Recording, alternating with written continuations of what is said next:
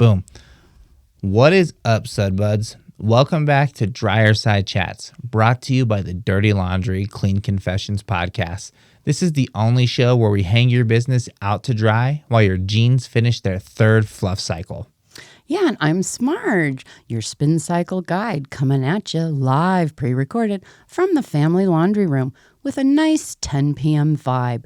Here to bring you hot gossip and lukewarm facts fresh out of the laundry room. Tonight's episode, we're going old school, like socks with suspenders old. We're taking a spin through a dusty, squeaky, soda-stained glory of Lakeside Amusement Park in Colorado. Ooh, baby, the park where your grandma met your grandpa at the bumper cars. And they're still bumping cars 70 years later. Woohoo! A little park with a lot of history. Let's rewind the cycle all the way to 1908.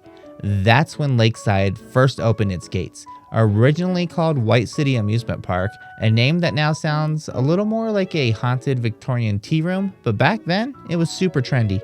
Yeah, White City was a corporation that had a dream to build amusement parks all across the country. Because apparently in the early 1900s, America was all about copy and paste these theme parks, like maybe the first Google Doc. I'll explain Google Doc. Okay. Yeah. Lakeside was built by Adolf Zang, a brewery magnate, because nothing says, let's put the kids on a carousel like a man whose business card reads Master of Beer and Tilt-A-Whirls. And fun fact for you, Sudbuds, it was super common back then for beer tycoons to also run and own amusement parks. Why?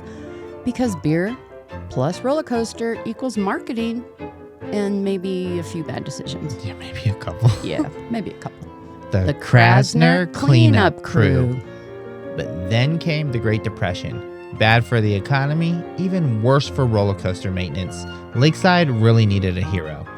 Yeah, it was really needing somebody. And enter Benjamin Krasner, who bought the park in 1935 with a dream. He wanted to clean the park up, make it a family event day, thought maybe less bar fights and more potato salad vibe. Yeah. I think is what he was thinking. I sort of think of him as like the budget Walt Disney. He wanted Lakeside to be a safe, beautiful place for Denver families. The kind of place that you could pack a picnic, laugh until you snorted lemonade, and avoid a sunburn in exactly 1 square inch of shade. I've stood in that. Yeah. And hey, Sudbuds, spank your tidy whities. It worked with a little bit of elbow grease and a whole lot of good old-fashioned Denver spirit. The park flourished, and it's actually still open and standing today, which is more than I can say for a lot of my IKEA furniture. Definitely. Yeah. Still a family affair.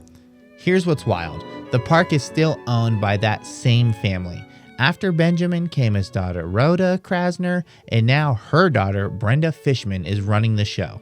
Yeah, that is 3 generations that have been running this amusement park. Yeah. I find that amazing that they have ran this. They deserve sainthood or something. I mean, Sure. My family members, some of them can't even show up for 1 hour for a holiday get together, let alone running an amusement park for 100 years. Oh, I feel that. Where even is Lakeside? So where is Lakeside Park, you may ask?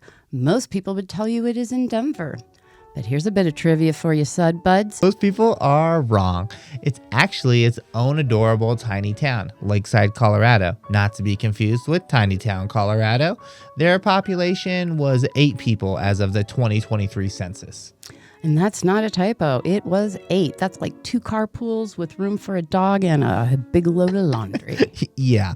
And wait till you get this, Marge. The average age is 74.4 years old. Oh, wow. Yeah, isn't that around your age or your type of people there? Did you date any of the Lakeside 8? Honestly, good Lord, C. Louie. What's still running? Honestly, see you at this age, not a lot. Okay, Not a lot. Not a lot. Let's talk about the rides. Lakeside isn't some modern mega park. There aren't any giant mascots or $28 churros, but it does have charm and creaky, beautiful history. And one of the biggest attractions there at the park is the Menagerie Carousel, built in 1908 by C.W. Parker, a Kansas City company. There are still 16 of these carousels in the U.S. working today. However, the Menagerie is the only one left. Yeah, This pretty much means that it's not just horses. There are lions, tigers, giraffes, maybe even a dolphin with some trust issues or something. It's basically a zoo that's spinning. Yeah, they've also got bumper cars, and we talked about the bumper cars, and they have bumper boats, and they have a drop tower, a train that goes around a lake, kind of a scenic little Hallmark movie, maybe? Yeah, definitely. It's a really cool vibe. And let's not forget the Cyclone. That's their massive wooden roller coaster from the 1940s. It's not running right now, but it's still standing, sort of like your great uncle at Thanksgiving. Quiet, slightly intimidating, but probably full of a lot of stories. The final rinse. So no, Lakeside is not shiny, and it's not a corporation or covered in LED screens yelling at you to buy $17 nachos. No, but that's part of its charm. It's special, it's nostalgic, and it's got free parking, affordable tickets, and a vibe that makes you want to wear tube socks and eat ice cream out of a paper cup. And hey, did we mention it has free parking? Seriously. Yeah, free parking. Whether you're riding the carousel or just eating sandwiches on a picnic bench, Lakeside is like that favorite t-shirt that's old and faded that you just can't quite get rid of. Yeah, so make sure to check out the hours online, grab a blanket, and go make a memory or two. Heck, maybe even take your grandma. She probably went on a first date there. Yeah, and don't forget Grandma to have Grandpa meet her behind the bumper cars. Oh my God. Thanks for joining us for another Dryerside chat, where we're tumbling through time and detergent-scented nostalgia. Yeah, we'll be back next week with more slightly questionable facts, slightly louder laundry, and a whole lot of clean confession energy. Yeah, so until then, wash cold, hang dry, and stay classically even.